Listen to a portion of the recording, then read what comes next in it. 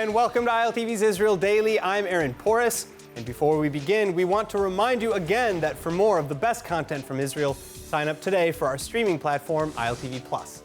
Now, coming up in today's newscast, Israel retaliating overnight against anti-aircraft missile fire from Syria.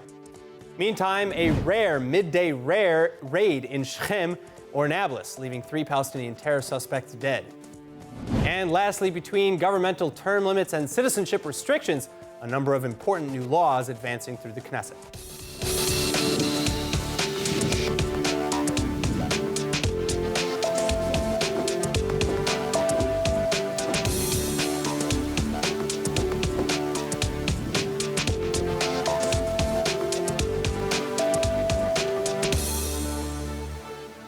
Our opening story tonight, explosions heard overhead overnight as the IDF responding to an attack from our northern neighbors in Syria. ILTV's Marnie Shamroth reporting. Northern Israeli towns waking to warning sirens early Wednesday morning.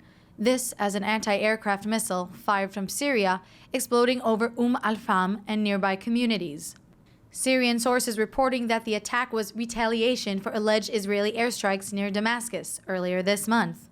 But in any case, Israeli residents reporting a loud bang from above, and shrapnel later falling near the Chomesh outpost, sparking a small fire. But thankfully, there are no reports of casualties. And in fact, the IDF even saying that there was no need for interception, as the ordnance exploded on its own. Regardless of how successful the attack was, however, the launch begging a response from the Israeli military. Israeli authorities consistently vowing to protect the country from any challenges to its sovereignty. So the IDF acknowledging the targeting of several Syrian air defense units, including radar and anti-aircraft batteries that launched missiles at IAF aircraft. And Syrian media reporting the attack as coming in 2 waves. First, Israeli jets firing a missile barrage from within Lebanon, and second, another barrage of surface-to-surface rockets allegedly fired from the Israeli Golan Heights towards Damascus. 1 Syrian soldier said killed and 5 more wounded in the strikes.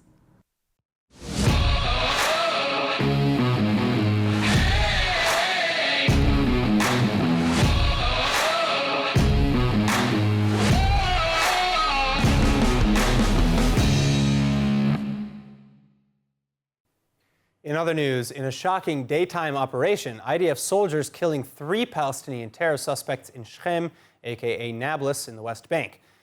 And a 4th suspect is said to be on the loose.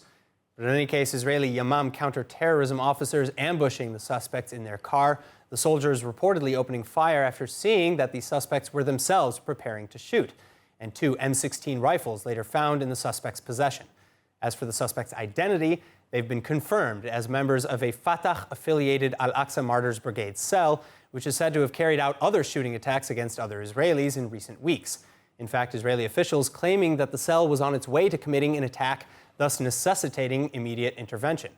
Meantime, Israeli authorities praising the preemptive operation, saying that, quote, whoever hurts us will be hurt. Palestinian media, however, panning the operation as an extrajudicial murder.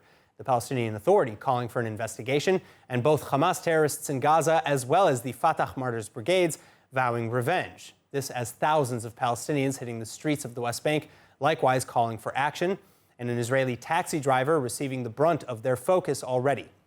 The driver arriving in Shkem shortly after the operation on his way to a mechanic, but identifying the car's Israeli plates, a lynch mob trashing the vehicle and lightly injuring the driver. Thankfully for him, he managed to escape to a nearby IDF checkpoint where he was briefly detained for questioning. The IDF reminding Israelis that they are barred from entering areas of the West Bank that are under sole Palestinian control. They explained that doing so endangers both the Israelis in question and the security forces who are called upon to rescue them. And now joining us with more on this rare daytime raid, former head of the Coordinator of Government Activities in the Territories, or COGAT, and senior research associate at the Miriam Institute, Major General Reserves Eitan Dangot. Major, thank you so much for being with us. Now, since initial reports of the raid, have we learned anything new about the cell in question or the attack that they were allegedly planning to carry out?